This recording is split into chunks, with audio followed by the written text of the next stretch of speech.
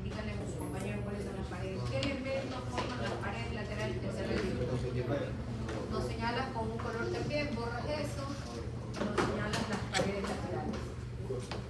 Él nos va a mostrar una pared lateral, porque la otra pared lateral está en el otro hemisferio, está cortado, un solo hemisferio.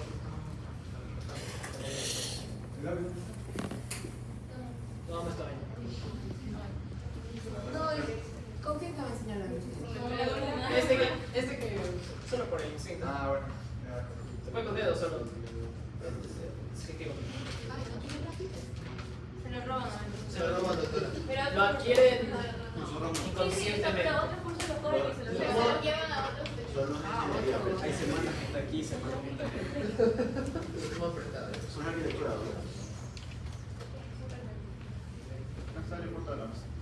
El hipotálamo y el tálamo. El tálamo y este es el surco. ¿Cómo se llama el surco? Hipotalámico. El surco hipotalámico. El surco hipotalámico que divide el tálamo por arriba y el hipotálamo hacia abajo.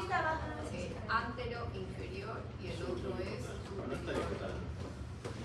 ¿Ya? Esa es la pared lateral. Esta estructura que está aquí es lo que se denomina la adherencia o la conexión adherencia intertalámica. Que une esto, es una pequeña sustancia gris que se une al tálamo del otro lado. Y perfora allí, esto pasa por el tercer ventrículo, digamos, no perfora, sino que pasa a través del tercer ventrículo. Por eso es que en los ventrículos vemos un agujerito allí, pero es porque le dejan ese espacio por donde pasa la comisura, esta conexión intertalámica. ¿Ok? Entonces, tálamo y esta parte de acá se denomina hipotálamo. Separado, que es el surco del hipotálamo, chicos. El surco del hipotálamo. ¿Qué más? Estrías medulares.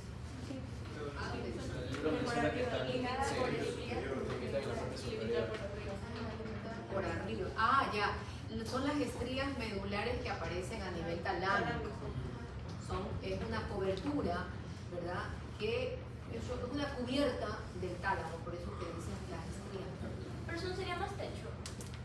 No, la forma es que es parte del tálamo, entonces por eso la presión, porque es parte del tálamo. Bueno, entonces ya está la actividad, todos aprendimos, tercer ventrículo, nadie más ni nadie menos, ¿verdad? O pocos más y muchos menos. ¿Cómo listo?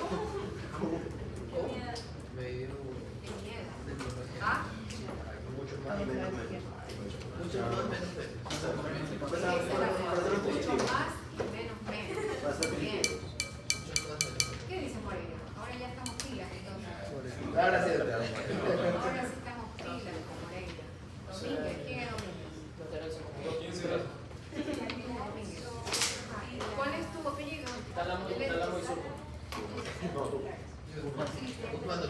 Ah, bueno, muy bien chicos, entonces vamos, miren, este es el agujerito, ¿verdad? Donde pasa esa sustancia que conecta ambos tálamos. La adherencia o conexión intertalámica, por eso que aparece el ventrículo así, porque esto no tiene, no hay líquido aquí, ¿verdad? No, el espacio está ocupado por una sustancia que se ve así como tipo Esa adherencia es límite lateral. claro, es el límite lateral. Conexión. Pero bueno, vamos a hablar un poquito rápido del líquido cefalorraquídeo. Bueno, así que como ustedes verán, temas de la lección va a ser tercer ventrículo, ¿verdad? Cuarto ventrículo y ventrículos laterales. Claro. Todo. Bueno, muy bien. El líquido cefalorraquídeo es un ultrafiltrado plasmático, ¿verdad? Que se origina a nivel de los plexos coroideos, del sistema ventrículo.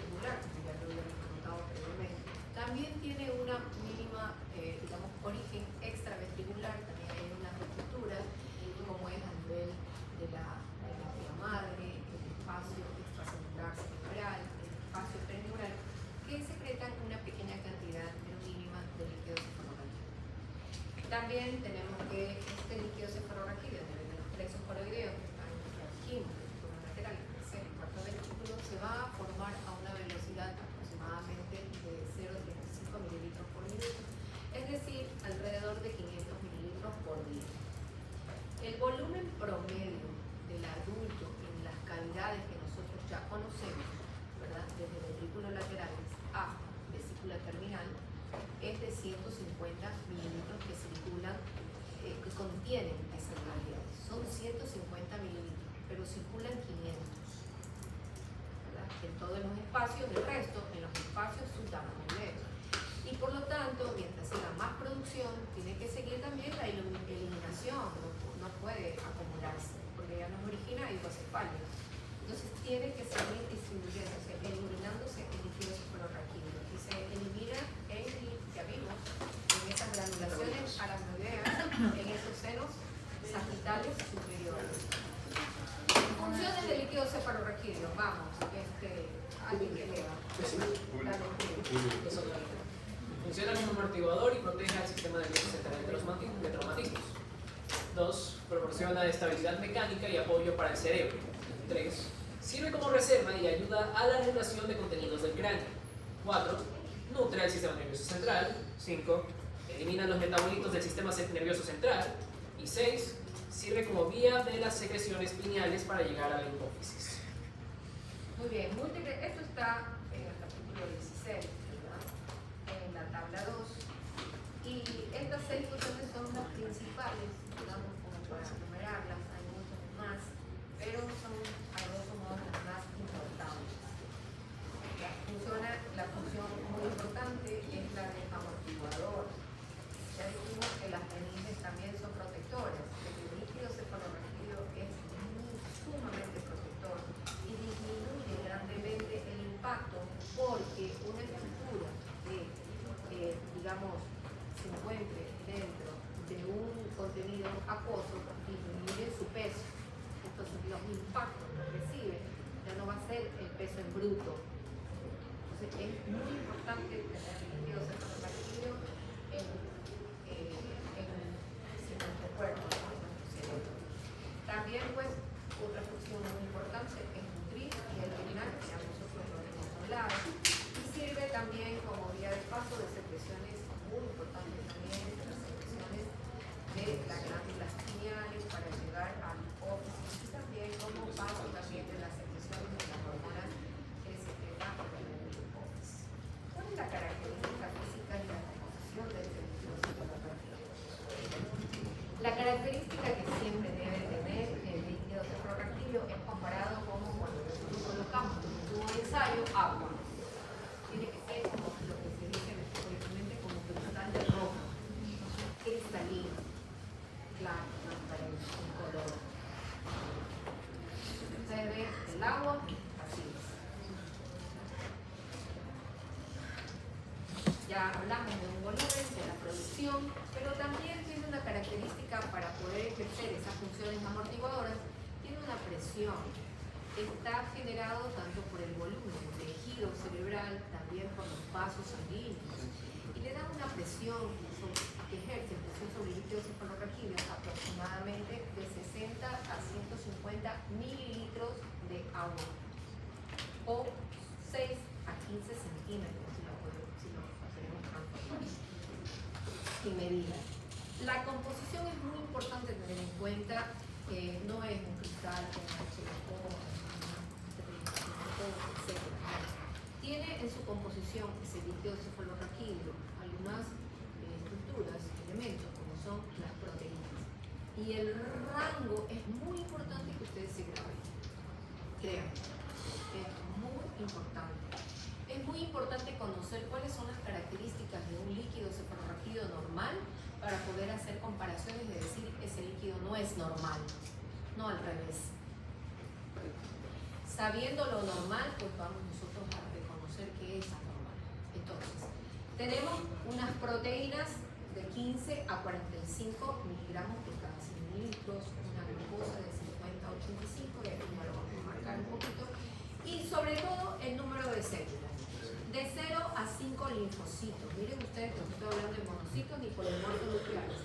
la característica, De 0 digamos, a 3 de linfocitos. las de células blancas son linfocitos Uy, que se mantienen.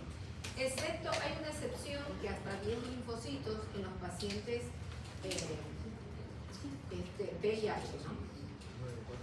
VIH pueden tener hasta 10 linfocitos que se consideran dentro de parámetros normales. Esto no es de 0 a 5.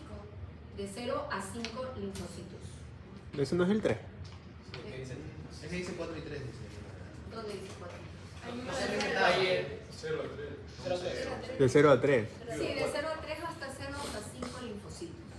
Y en VIH es hasta 10. En los pacientes VIH. Aquí también, aquí vamos a encontrar, miren ustedes, aquí menos de 5 hasta 10 linfocitos se puede considerar normal, pero en los pacientes sobre todo VIH. Y las proteínas de 15 a 45 y de 50 a 100 miligramos. Esto hay que tener mucho cuidado cuando manejamos pacientes enfermos. Ya, porque si nosotros tenemos, por decir, es un paciente hipoglucémico, obviamente que va a tener una glucosa en líquido cefalorraquídeo mucho más baja, ¿verdad? Como también puede ser un paciente que tiene una meningitis y está también descompensada su diabetes y tiene una glucosa de 400, una cetoacidosis diabética, mucho más allá de 400 miligramos por decilitro, y tenemos una glucosa de 80 o de 60. Es hipoglucomagia, porque debe tener aproximadamente los 2/3 de glucosa en líquido cefalorraquídeo. Tiene que usar como 200 líquidos en líquido cefalorraquídeo, si es normal, ¿verdad? Pero si encontramos 50, o 80 o 90 con una glucosa de 400, es patológico ese líquido. ¿Ya? Bueno, aquí está. Ajá. También hay que hacer un comentario porque todas las funciones lumbares que se realizan, ¿dónde? ¿En qué nivel las funciones lumbares se realizan? L4. ¿El 3 y 4 qué? De la vértebra. Entre el 3, el 4. Por lo general yo les he dicho por debajo del 4 en adelante, es lo más juicioso. Ajá. También puede ser que este líquido, miren acá, podamos nosotros funcionar una vena, ¿verdad? Allí en ese espacio y sangre. Entonces allí vale pues nosotros deducir si esto es una función traumática o realmente es un paciente con una hemorragia paranoidea que necesitamos nosotros distinguir. Si es hacemos una pruebita que es muy mencionada, en todos lados está esto conocido, ¿no? Estoy inventando, que es la prueba de los 3 tubos. 3 tubos de ensayo, porque en tubos de ensayos estériles se realiza una función lumbar con todas las medidas de asepsia. ¿Ya? Porque estamos invadiendo de un medio externo hacia un medio interno y podemos llevarle bacterias y insertárselas directamente. Tenemos que ser muy precavidos cuando nosotros realizamos una función lumbar, ¿verdad? No contaminar. Una cosa que se contaminó por error, pues lo cambiamos, porque podemos originar una desgracia. No es que no la compré, qué pena, se me cayó y error humano, pero usted traiga, me compre, me hago otra bufa.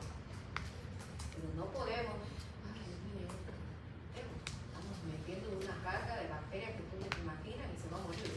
Posiblemente o va a tener un gasto terrible que no pedir una bufa, no pedir cualquier elemento que se contamine.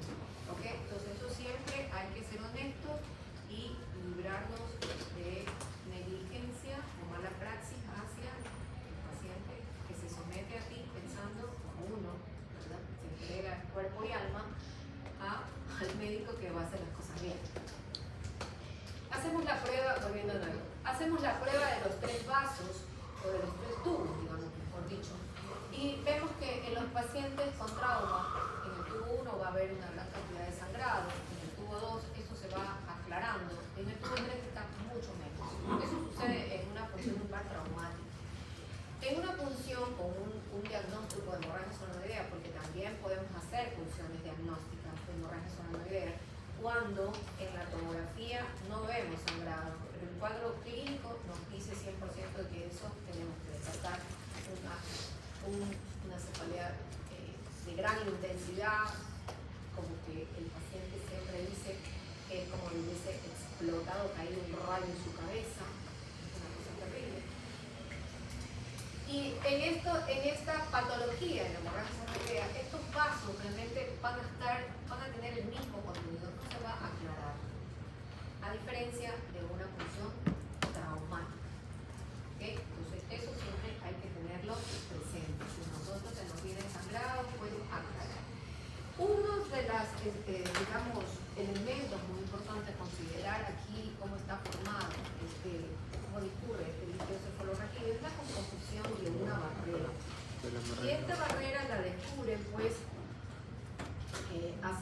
investigando pues, poniendo una punción, ¿verdad? Y obviamente revisando el sistema nervioso central. Y al hacer esto, a mediados, esto fue en el siglo XIX, ¿verdad? Ehrlich, él inyectaba a los animalitos y después los disecaba y veía pues que el tinte predominaba en todos lados, menos en las estructuras internas del cerebro. Y eso le llamó mucho la atención. Entonces empezaron a investigar más profundamente. Y descubrieron que este cerebro, ¿verdad?, tenía una estructura que se le denomina la barrera hematoencefálica. Y es que las estructuras capilares de los vasos sanguíneos tenían una formación que no tenían los demás vasos sanguíneos de nuestra economía. Y es que estos capilares, miren, estas células endoteliales estaban estrechamente unidas por unas moléculas que después ya tomaron unas denominaciones que les servían como más o menos para que ustedes entiendan como un cemento de contacto, ¿verdad? Entonces las unía fuertemente. Además de eso, estaba pues por encima de ella había una membrana basal.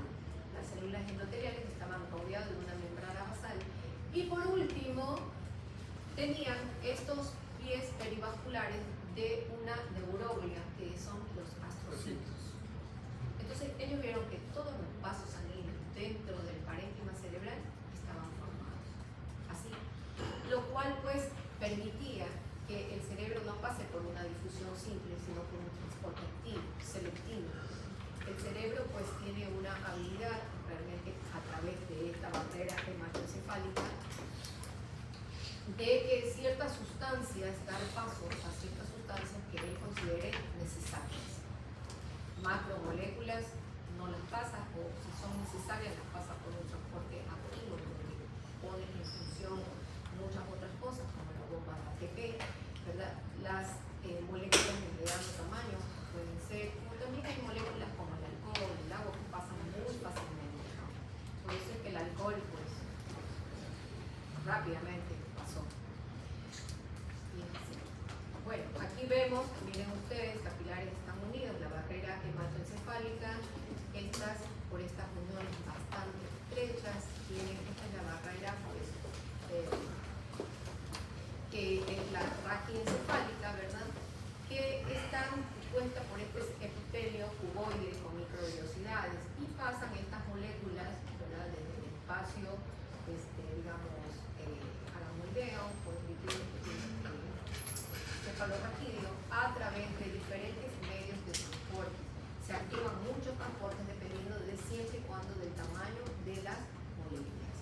También observaron que en estas investigaciones de la barrera hematoencefálica que había ciertos lugares que sí pasaba las funciones, se tenían, pero eran ciertos lugares muy exclusivos y muy pequeñitos y que estaban localizados alrededor de los ventrículos, mayormente del tercer ventrículo, y uno que quedaba acá en el cuarto ventrículo. Estos órganos donde observaron que pasaba la función se tenían, pues observaron que carecían de barrera hematoencefálica en sí, como la que dominamos. Tenían una barrera, pero muy parecida a los capilares, al resto de la economía, pero no la barrera hematoencefálica como está formada en el resto del organismo, lo cual permitía que ciertas tensiones pasan. ¿Y qué sucede con estas estructuras? Son los denominados órganos circunventriculares, porque rodean a los ventrículos, especialmente, por eso toman esa denominación, circunventriculares. Mayormente al tercer ventrículo, ¿verdad? Y estas, miren ustedes, están en donde, en regiones, sobre todo hipotalámicas, porque allí pues se originan pues toda la homeostasis, todas estas hormonas que regulan nuestra osmolaridad, nuestra sed, el hambre, mantienen la homeostasis para que tengamos una osmolaridad correcta, regulando el agua, componentes sanguíneos, agua, todo, volumen. Entonces, estas estructuras están allí para que sea mucho más fácil la respuesta, ¿verdad? Sense en ellos qué es lo que te falta como organismo más rápidamente que el resto de las estructuras que están amuralladas a través de esa barrera hematoencefálica. Entonces, estos órganos circunventriculares son el órgano vasculoso, ¿verdad? Acá de la lámina terminal, la neurohipófisis, la eminencia media, la glándula pineal, el órgano subcornisoral y también un órgano subcornical por debajo del fornix. Y en el cuarto ventrículo tenemos el área postrema, que queda a cada lado, ¿verdad?, de la parte central del cuarto ventrículo en la cara posterior. Es un área, el área postrema es el área denominado gatillo de las náuseas y del vómito. Es el que nos pone mucho, digamos, en alerta cuando existe algún proceso infeccioso, algo nos cayó mal, vomitamos, ¿verdad? Entonces, porque es el centro del vómito y ya te está avisando el organismo de que hay algo anda mal, algo está mal, porque son órganos sensores. Bueno, estos órganos circunventriculares también se pueden clasificar en órganos secretores y en órganos sensores, y aquí en este estudio de resonancia los podemos ubicar. Miren el área postrema, el órgano subcomisural, la glándula, aquí la glándula pineal, el órgano subcornical, el órgano vasculoso de la lámina terminal. ¿Se acuerdan de la lámina terminal que recién acabamos de conocer, que forma parte de la pared anterior del tercer ventrículo? La neurohipófisis acá y la eminencia media. Entonces tenemos 1, 2, 3, 4, 5, 6 órganos circunventriculares que rodean el tercer ventrículo y un séptimo que está ubicado acá a través del cuarto ventrículo en el área postrema. ¿Alguna pregunta, chicos, hasta ahí?